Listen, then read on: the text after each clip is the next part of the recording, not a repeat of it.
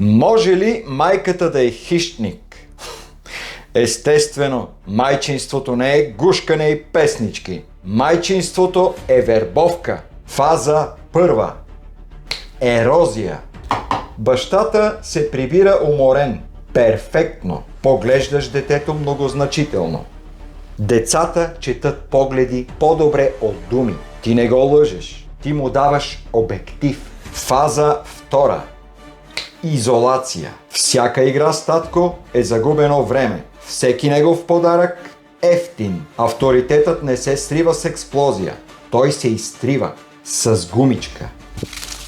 Фаза трета. Триумф. Бащата е изритан, апартаментът е твой, а малкият войник обучен по твоята система. По-слабият родител се изхвърля като ненужна мебел.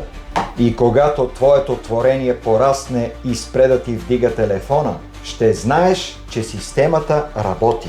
Ти го създаде перфектен, по твой образ и подобие. Поколение след поколение.